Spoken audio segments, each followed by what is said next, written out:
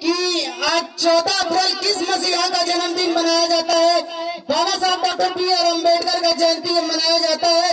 साथियों मैं बता दूं कि जो ये प्रतिमा बाबा साहब की दिख रही है, ये कोई खास हुआ प्रतिमा नहीं है। जो बाबा साहब उंगली दिखा रहे हैं, ये कोई आसान इशारा नहीं है। बाबा साहब का ये इशारा बता रहे हैं कि तुमको पढ़ना है, तुमको वहाँ संसद पे कब्जा करना है।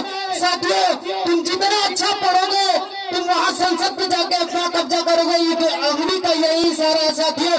और जो बाबा साहब ने वो किताब रखा है अपने हाथों में, वो कोई मामूली किताब नहीं है। जिस व्यक्ति ने उस किताब का अध्ययन कर लिया, वो उसका कोई ऐसा चीज नहीं है जो किसी भी समाज में या कहीं भी बोल सकता है। उसका कोई भी चीज का हनन नहीं हो सकता है।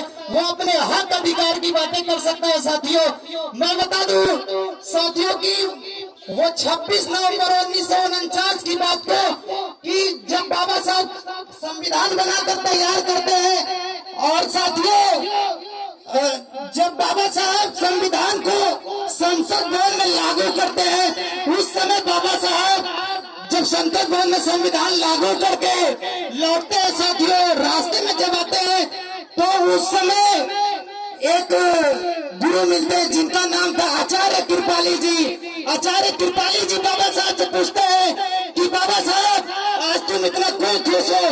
तो बाबा साहब बताते हैं कि आचार्य जी मैं आज इतना खुश हूँ कि आज मैं वो काम करके आ रहा हूँ जिसका कोई मोल नहीं है, जिसका कोई तोड़ नहीं है। तो आचार्य कृपाली जी कहते हैं कि बाबा साहब ऐसा क्या काम करके आ रहे हो? तो बाबा साहब बताते हैं कि जैसे राजा के घर में जो रानी होती थी, उस रानी के कोख से जो लड़का जन्म लेता था तो वो राजा कहलाता था, और उस रानी के कोख से अगर लड़की पैदा होती थी तो वो रानी कहलाती थी। साथियों बाबा साहब कहते हैं मैं उसी रानी के कोख का ऐसा ऑपरेशन करके आ रहा हूँ कि अब रानी के कोख से कोई राजा नहीं पैदा होगा, बल्कि जनता के वोट से पैदा होगा। आज वही हो रहा है साथियों। आज हम अपने गांव में जो जनता चुनते हैं, आप अपने गांव के एक मुखिया के भी चुनते हैं, तो ये बाबा साहब की देन है, और वो देन बाबा साहब दिलाने का काम करते हैं। उस वो समझौता होता है जो गोल में सम्मेलन होता है साथियों, और 3 गोल में सम्मेलन होता है, और तीनों गोल में सम्मेलन साथियों, ये तीनों गोल में सम्मेलन लंदन में होता है साथियों।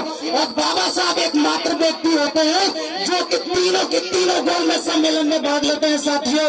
तीनों के तीनों गोल में सम्मेलन में भाग लेते हैं। और